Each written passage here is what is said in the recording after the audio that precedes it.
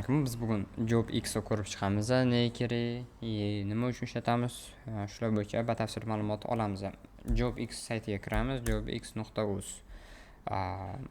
JobX orqali biz masalan kompaniya или o'quv markaz или boshqa joylarga xodim kerak. Xodim kerak bo'lgan holda, masalan, men o'zimni saytim uchun bo'sh ish o'rinlari degan knopka qo'yaman. Keyin vakansiyalarni ko'ra olaman. Qanaqa ustoz kerak? Masalan, front-end ustoz kerak или front-endchini o'zi kerak. Ariza yuborish qilamiz, keyin ariza yuklash qilamiz. Rezyume yuklash qilamiz. Или rezyume yaratsak bo'ladi o'zimizlar uchun. Keyin AI o'zi savol javob qiladi. Keyin savol javobdan o'tganingizdan keyin adminga tashlaydi. Admin o'zi keyin aloqaga chiqa oladi. Masalan, men TensorSoft'ni ham ko'rsataman. TensorSoft'da ham bor. Masalan, frontga bor ekan, ML engineerga bor ekan. Endi JobX ga kiramiz, kirishni bosamiz. Birinchi o'chirib men kirish hozir ko'rsataman. Keyin ro'yxatdan o'tishni ko'rsataman.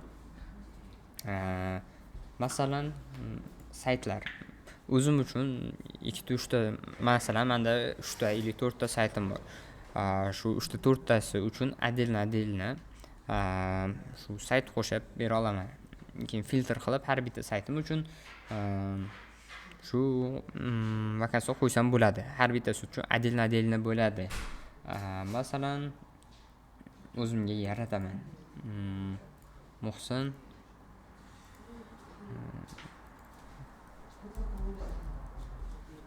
sayt yaratishni bosamiz. Keyin pastda yaratiladi. Sozlamalarga kirib, mashq-kodni nusxa ko'chirib, dasturchilarga beramiz. Keyin dasturchilar o'zi qo'shib qo'yadi.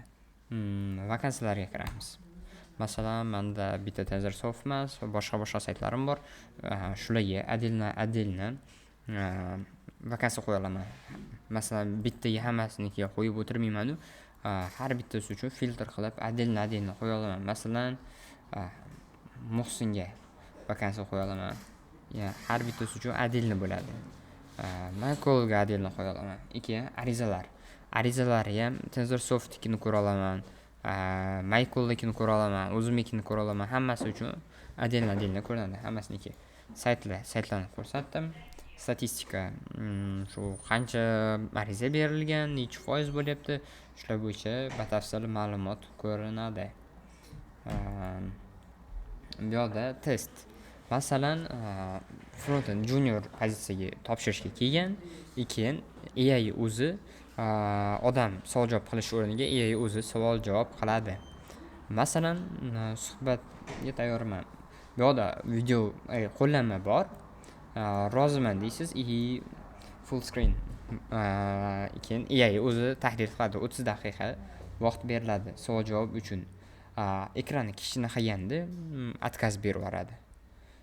Kattalashtir deydi ekranni. Biz chiqib ketamiz hozircha. Yangi test yaratsak bo'ladi o'zimizga. Yili nimalarni bilishi bo'yicha bu yerda ma'lumot qoldirishimiz kerak. Bu yerda til faqat o'zbek tilida emas, rus tilida, ingliz tilida. Natijalarni ko'ra olamiz. Keyin sozlamalarga kirib, batafsil ma'lumotlarimizni o'zgartira olamiz. Hozir JobX dan ro'yxatdan o'tishni ko'rib chiqamiz. Men chiqaman platformadan. Ro'yxatdan o'tishni bosaman. Masalan, Muhsin 06. Mana ro'yxatdan o'tdim muvaffaqiyatli. Endi ariza yaratay olaman. Ariza yaratishga o'taman. Vakansiyalarga o'tib, vakansiya yarataman. Sayt mavjud emas deb chiqsa, men saytimni qo'shmaganman. Saytga kirib, masalan, любой narsa yozamiz. Yoki ham уже saytimiz qo'shildi.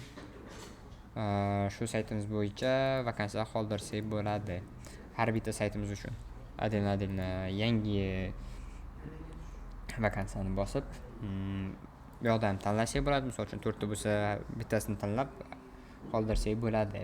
Batafsil ma'lumotlarni to'ldirib bo'lganimizdan keyin vakansiyani yaratishga bosamiz. Xudo xohlasa boshqa yaxshiroq videolar olishga ham harakat qilamiz.